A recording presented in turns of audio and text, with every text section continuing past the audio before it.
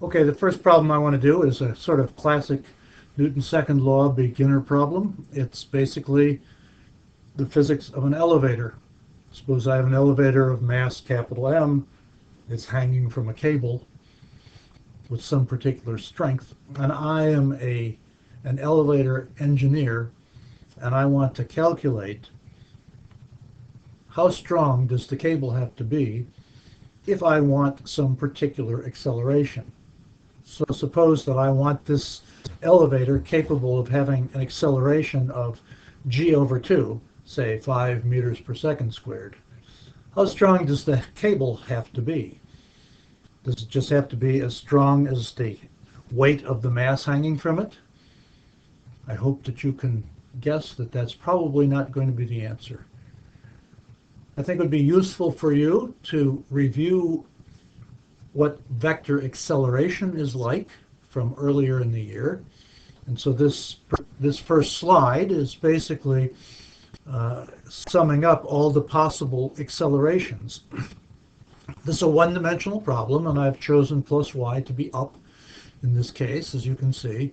And if you learned how to understand acceleration as a vector earlier in the semester, then the following should be clear to you. If this elevator is going up, that is, if it's moving in the positive y direction, if the y component of the acceleration is negative, then it's slowing down. If the y component of the acceleration is positive, then it's speeding up. And if the elevator is moving down and slowing down, then the acceleration vector points up, which means that a sub y is positive. And if it's going down and speeding up, then the acceleration points down, and so the acceleration vector is negative, so a sub y is negative. So you might want to just pause this video and make sure that you understand this. You can sort of sit and look at that. Okay, so let's do this problem. So it's a very simple problem. We wish there to be some acceleration. Let's just call that A.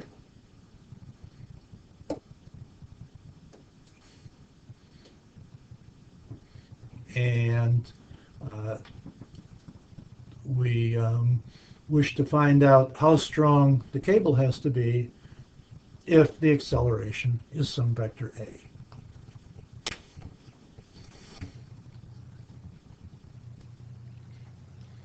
So choose a body. Well, I'm going to choose the mass. Now, what are choosing a coordinate system? I will, of course, choose plus y up. So I've already chosen my coordinate system. Okay, find all the forces on this body. Well, there is its own weight, mg, and there is a tension in the cable T. Apply Newton's second law. The sum of the forces in the y direction is equal to m a sub y is equal to T minus mg, and so T is equal to m times g plus a. So, for example, if you want this plus a sub y, okay, if you want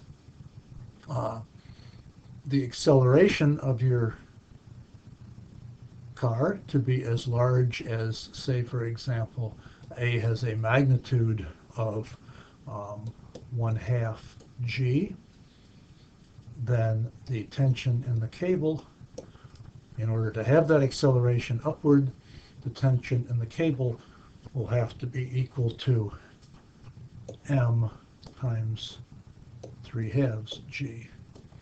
In other words, for this particular elevator, you would need a cable which was strong enough to hold up 1.5 times the weight that's being accelerated. Of course, if you were a real engineer, you would build in a safety factor and use a much stronger cable than just at the edge like that. But this now shows us how to find out for a given acceleration what the tension in the cable will be. Okay, I want to do this problem one more time, and this time I want to do it such that I have an elevator of mass m, and I have you standing in the elevator, and you have a mass lowercase m. The elevator is a capital M. I like to do this problem so that students can see a mistake which they commonly make. And maybe if you see this once, you will remember to be very careful when you find the forces on a body. So, choose a body. I'm going to choose the elevator. Here it is. What are all the forces on the elevator? Well, there's its own weight, mg, vector down like that. There's a tension in the cable, T, a vector up like that. And now, are there any other forces on the elevator? In other words, is there anything else in the universe which is touching the elevator which might be exerting forces on it? Now, here's the common error which students almost always make when they start doing this kind of problem. They say, the weight of the passenger is a force on the elevator too. That's wrong, because the weight of the passenger, you, your weight, is a force on you. It's not a force on the elevator.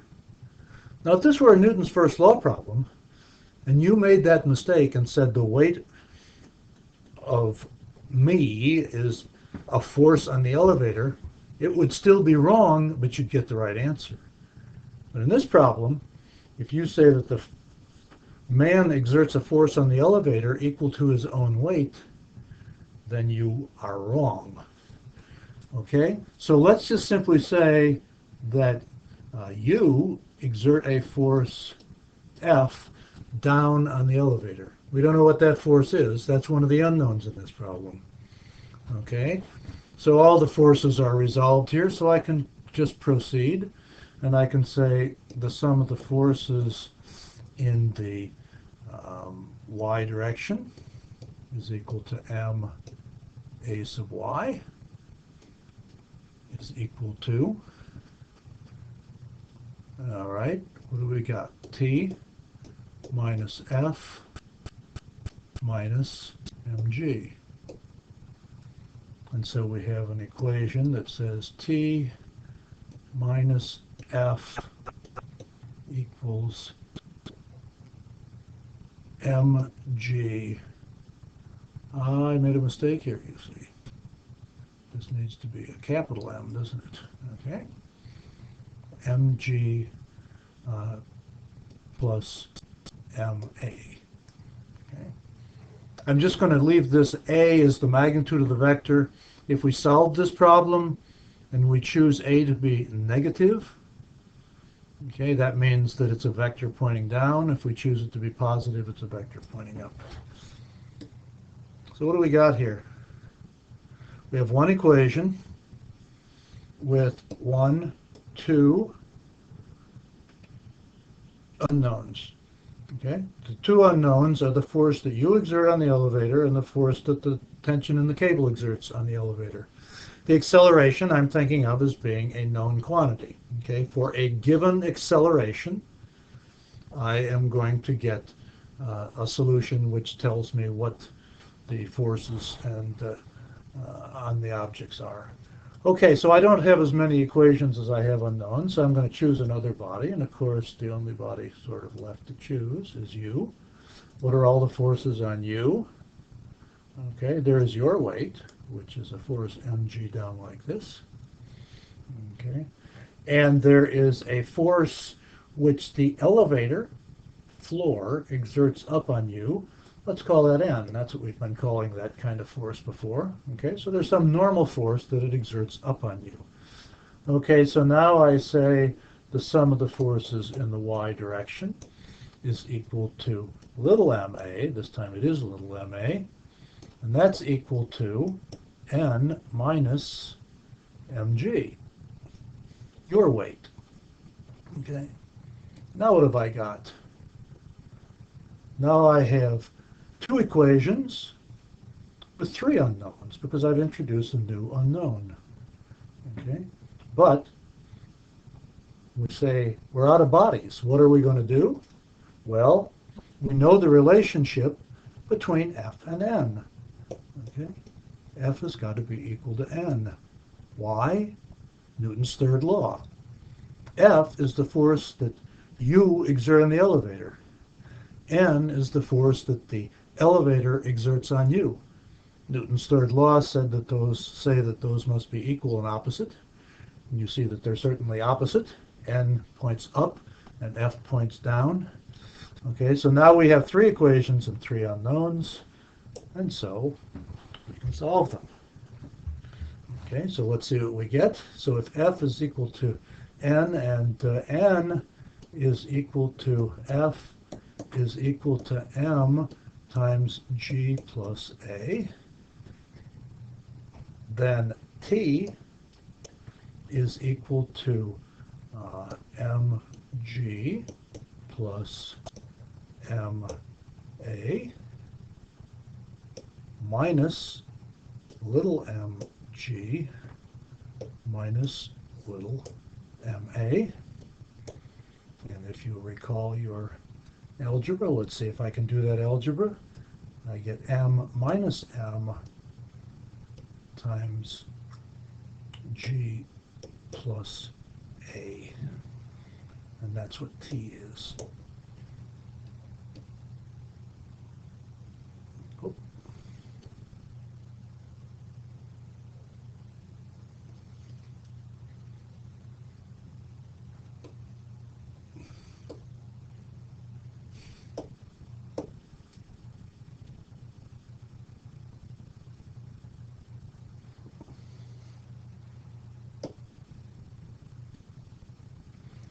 So that's the solution.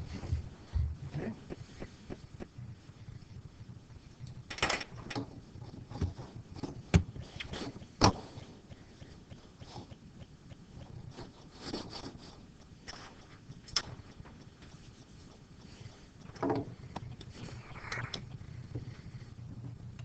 Apologize here. My mouse quit working.